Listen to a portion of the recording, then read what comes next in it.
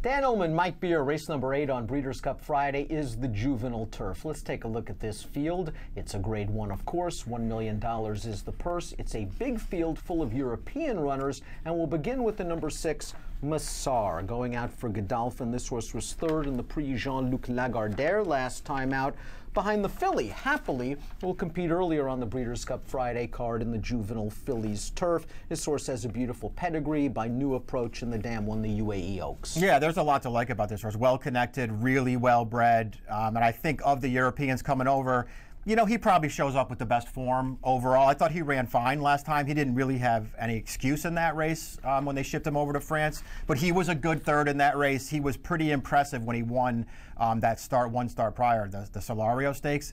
But he had a perfect trip in that race. The number 1, Mendel Sonnet, appeared his first preference was the Breeders' Cup Juvenile on dirt, and that was no surprise considering his pedigree. He's by Scat Daddy and a half-brother to the Great Beholder and to Into Mischief. They decided to run this horse on the turf anyway. He really improved last time out with the addition of blinkers in the Dewhurst behind his uncoupled mate U.S. Navy flag. But he was 50 to 1 in that race. Yeah, he was. That's very surprising. I mean, even when you take into consideration that his one start before that in the Champagne Stakes was a complete disaster, it was still pretty surprising to see him go off at 50 to 1 in his last race. And he actually ran fine. Ultimately, that trip worked out for him. He's just not as good as U.S. Navy flag, and he wound up second best to that horse.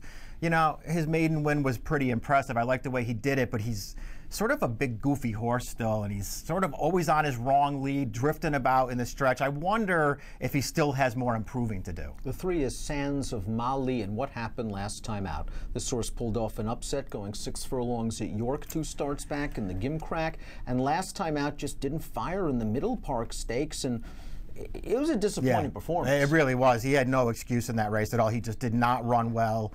We'll see if he can rebound in this race. He gets Lasix. He had run well in his 2 starts prior to that, so he does have some talent, but it's hard to forgive him for that last one. Beckford was the beaten favorite in his last 3 races. He's trained by Gordon Elliott, who really made a name for himself overseas training jumpers. Beckford has a sprint pedigree. He's going to have to stretch out for the first time, and that could be somewhat problematic. He was never getting to U.S. Navy flag in the Middle Park last time out. Maybe that soft ground didn't work to his favor. I mean, it's certainly a viable excuse. I think if you want to give him an excuse, you can. To me, it's pretty hard to want to keep making excuses for a horse who's now lost 3 times as the favorite in Group 1 races. And, you know, just in going back and watching the replays of all those races, I don't know about you, Dan. I don't see any excuses for him in those races. He just wasn't good enough, and now he has to improve, I think, to beat this field as he stretches out. But he's consistent at the very least, and he won't be the favorite probably in this spot. James Garfield, I liked his performance in the Mill Reef Stakes last time out under Frankie Dettori. Just was very, very game in the lane. He's getting Lasix for the first time. His sire, Exceed and Excel, already has a Breeders' Cup Juvenile Turf winner. I'm not sure if it was Turf or Juvenile Fillies Turf.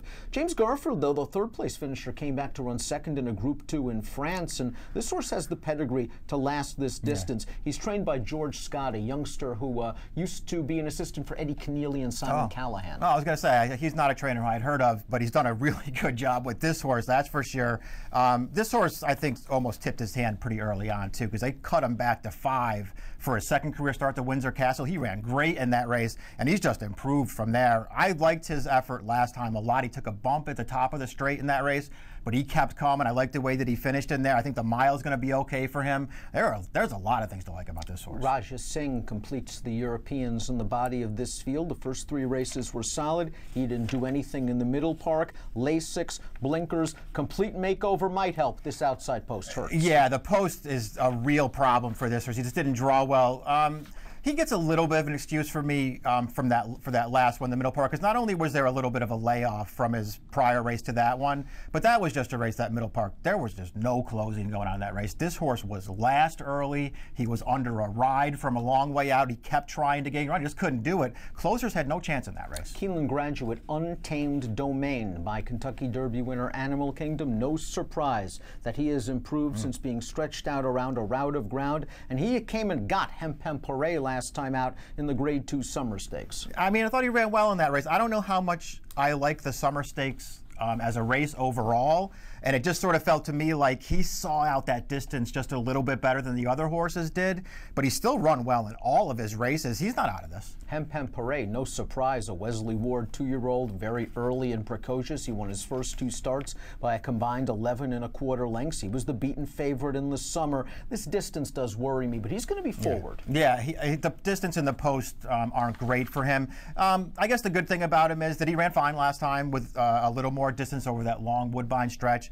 And even though he has speed, it's not like he has to go, outgunning to the front. He's got a nice tactical gear. I think he'll try and sit a trip in this race, and then we'll see if he's good enough. My boy Jack, the number 13, took the Zuma Beach Stakes at Santa Anita most recently. He got a very fast pace to work with. Yeah. He came with a strong late run. This is a tough post position. He's 8-1 on the morning line. I think he needs to improve a bit. I think he kind of does too. He's had really strong paces in all 3 of his turf races to close into, and he's run well all 3 times. I think the horse that's beaten him a couple of times already this year is a better horse than he is. Catholic Boy is 2 for 2, trained by Jonathan Thomas, former assistant to Todd Pletcher. He won the Grade 3 with anticipation. This is a professional, very likable 2-year-old. Maybe his figures don't stand out, but he's got some ability. I agree with that. I think professional is a great way to describe him. He's had a little bit of traffic in both of his starts, but he's just unfazed by it. He holds his position. When he comes clear, he runs. The form of that with anticipation is really working out well.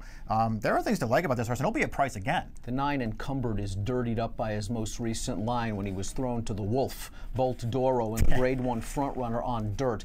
Don't make any mind for that race. Yeah. He is a turf horse, 2 for 2 on this surface at this distance, and he beat 3 next out winners in the Del Mar Juvenile Turf 2-back. I like everything about this horse on turf. I mean, I think both of his turf races, and I'll say this while recognizing that both times he had pretty good trips in those races, really good paces in front of him, clean runs into it, taking over the lead at the right time. On the other hand, he ran really well both times. He's going to be a price again in this race. I'm definitely using this horse. Voting Control's a half length away from being a perfect 2 for 2 in his career. It's a Chad Brown, Javier Castellano production. He's run well in both starts. I have a feeling he's going to get bet again.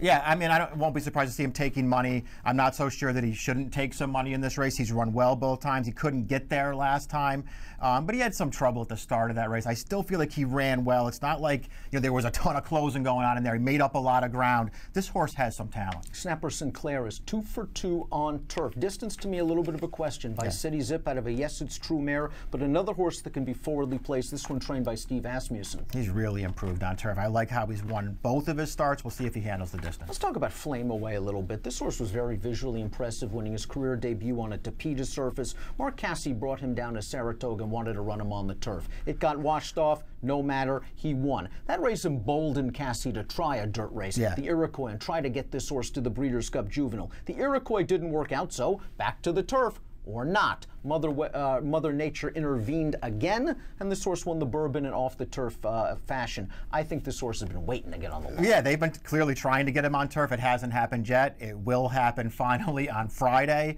and we'll see if he can just improve a little bit on the grass. It's a surface that he's bred for. He's a pretty tough horse to take on top.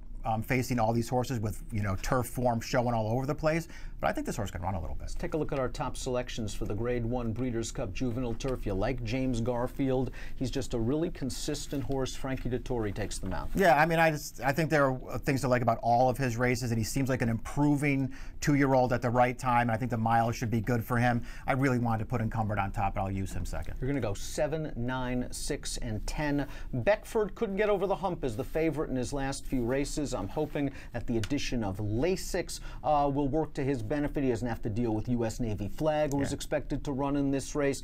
He's fairly consistent. Joel Rosario takes the mount. I'm hoping Beckford can see out this mile. I'm going 5, 1, 6, 7 in what looks like a spread race for me. It's the Grade 1 Breeders' Cup Juvenile Turf. It's race number 8 at Del Mar on Breeders' Cup Friday, and it has an approximate post of 3:50 Pacific. Good luck.